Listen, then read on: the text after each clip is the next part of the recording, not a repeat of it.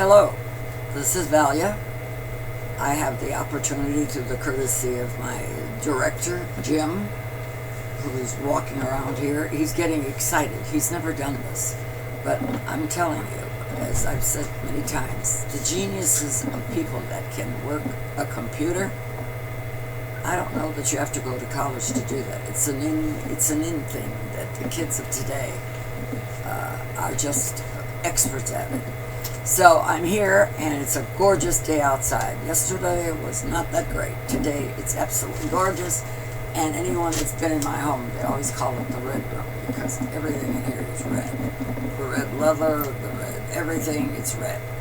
When you're in here, you're kind of awake, because you have the television, you have the atmosphere, you have the red lights. It's a joyful room.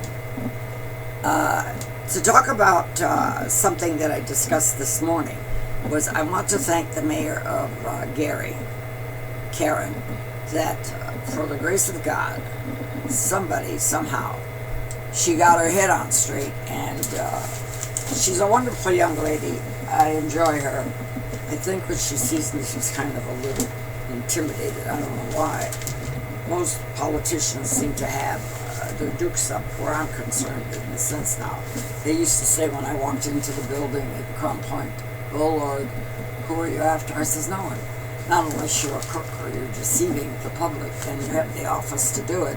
I says, "Then I'm going to come after you." But it was always just done with finesse. I'm a lady with a little finesse, a lot of finesse, while I'm going to literally cut your throat and you won't know it. Because at this stage of the game, if I don't have the power by law or by office, I always find out who could do it. And in that sense, I go to them and I say, "This is something I would suggest." I don't tell them, I suggest. "I think you should look into this. And I think that you'll be better off with it. So let it be yours. But it'll get done." Because I couldn't do it, being who I am. So you feed it to the other guy that can carry it, take it to the nest, and accomplish it.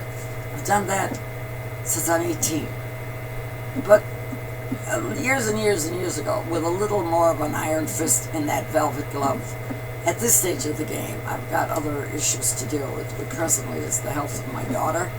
I have two daughters that, one had her breast with cancer. She's in Indianapolis, Dory. And now I have Lana. So I have a big plate, and it's very heavy. And the attitudes of both of them are absolutely beyond any way of explaining. They never say anything. I said, "How you doing?" "I'm great." "How's it going?" "Fine." You don't, "No, Mother, it is what it is." That's my Lana. And Dory, superb. Dory goes around like there's not a damn thing in the world going anywhere except the fact, guess what?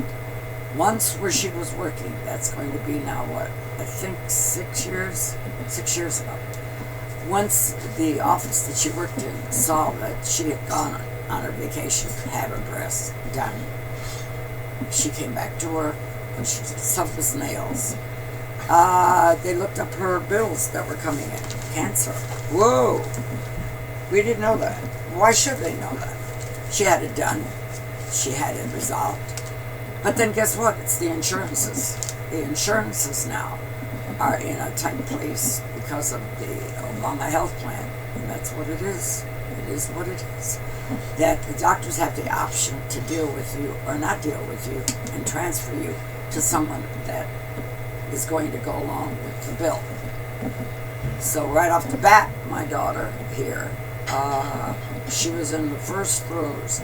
She had the surgery done 3.5 years ago in Indy because I was ill at the time in Dory, knowing all the doctors got her into it, and they had to wait till the tumor shrunk, which took almost from April to the 13th of November of that year to get it resolved.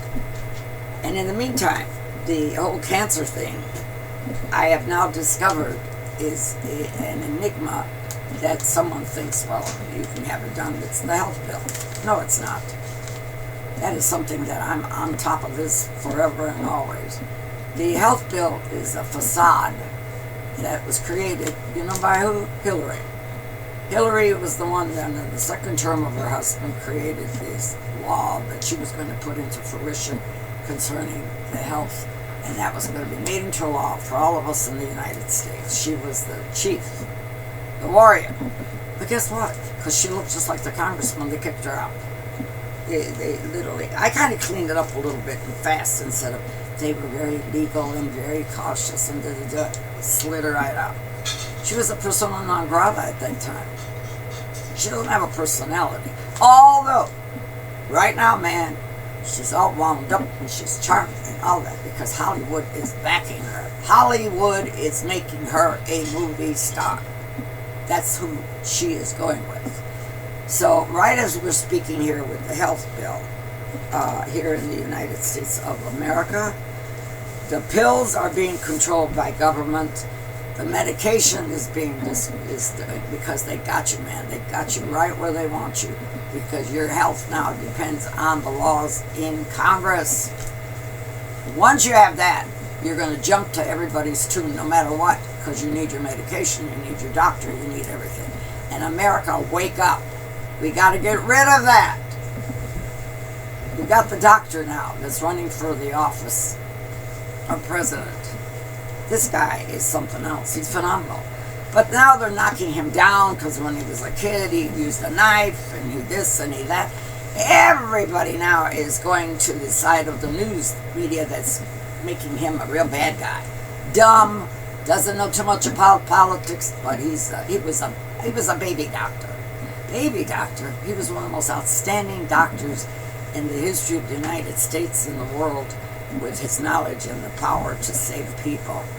He did things that nobody did. He just did it because he had an inner instinct to do what he does. Now he's trying to run in because guess what? We have a health bill. Who better to run a health bill than a guy that's in the throes of being a doctor and knows it inside out, knows all the curves, knows all the pitfalls, knows everything. Soft spoken. He's not a yeller, he's not a screaming, he's a very calm guy. Now we got the other one. The businessman, the multi-billionaire, B as in boy. That guy, everybody now, you don't like his style? Too bad. It's, again, I repeated this story before and for now with this segment. Who would you go to when you're in a situation where you're so sick and you have something that nobody can handle it, and except two guys, two men? Someone says there's two in the medical profession that can possibly save your life. Okay, give me their names. So the family goes to the one. They go to see the one. The office isn't fancy. The office looks kind of disheveled. Not too much order. And then he comes to the door to greet you, and you look at him, and he's like probably a lot of cigarettes, breath. And he's too kind of shabby. Forgot to put on a new coat to make sure that he looks like a doctor. And you size him up right away. I said, oh, God, this is the guy that could save my life. I don't think so.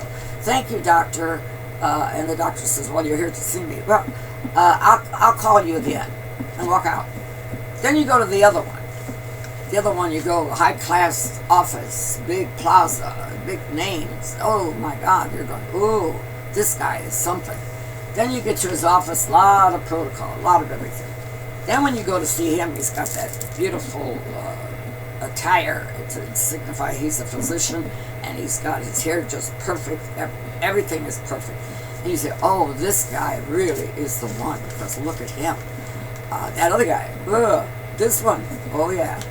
Then you're asking him questions, and he's kind of, yes, ma'am, we can do this and that, and may I have your insurance, and where's your this, and what did you do, and you ever did your job? But something inside of you is telling you, wait a minute, this guy's more interested in what I am, who I am, what kind of insurance, what kind of job does my husband have, all this kind of intricacy, which is finance as of now. So in the meantime, she goes, and because she's smart, I mean, she wants someone to save her life. And her instincts, women have instincts, men, not too much. Women, always. God, one thing he did with women, they gave us instincts. That's why when we get married, the smart guy says, I'm going to trust her because she seems to know something I can't quite figure out. That's life today. And that's why a marriage will work if you do that. And finally, with all of that, she says, I'll call you back.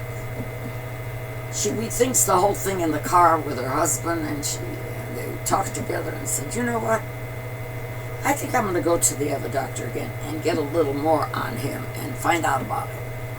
And so they go back. By this time, the doctor, he knows that he isn't the movie star looking guy, but he knows his job. So in the instinct, a woman, she says, this is the guy. And in the meantime, when she goes through all of that, she's saved. Because he, with the cigarette breath, with the messy, non-cut hair, saved her life. That, my dear, is government today. The guys that you see there, the men and the women that you see there in Washington, I never have seen what they looked like and took a look at who they were until all of this now with the TVs and stuff. You now start to see who the players are. So you see them. They all have their face fixed up with plastic surgery. They're 70, they're in their late 60s. They got this hair is combed perfect. They got their eyebrows tweezed. The women are all real elegant, but they're old. I'm old. I know I don't look my age, and I never had plastic surgery. I'm tired of someone's like, who did your face? No one did my face. God did. Soap and water did. None of this other stuff. But I'm starting to look. They've been there 40, 50 years. But they are indebted to the guys and the companies and the people and the corporations that finance their being there. You passed that bill and you did this thing and you filibuster that, and I'm going to keep you there till the end of time. And that's what government is all about now. Now with this election, we have a problem because you've got people that are not into that political arena of running, knowing what you're doing as an independent person devoid of political ties. So everybody's confused now. You got Trump, busy guy, has no finesse. I say that. If I was his mother, I'd tell him, you know, honey, you're going to have to back off your off-the-cuff remarks, and you're making people listen to you. Like if you're a strong-arm guy, you got to use a little finesse, because to be president, you have to have a presence. So at this time, this is going to be what I'm going to be talking about, issues of all kinds of issues, because I can talk on anything. Because you know what? 10 pounds of newspapers, I got them all here. I read them all. I digest them. I put the ones that are important. And that's what I'm going to talk about. So stay tuned. And you can call me at home, 980-2395. Just ask for Valia. I'm at your disposal. If I'm out there raking the leaves or something, I'll call you back. So as of now, this is the den. This is my show place that everybody loves that knows me. And I'm here to serve you as a spokesperson for government. Of the people, by the people, and all of the people. See you. Stay tuned.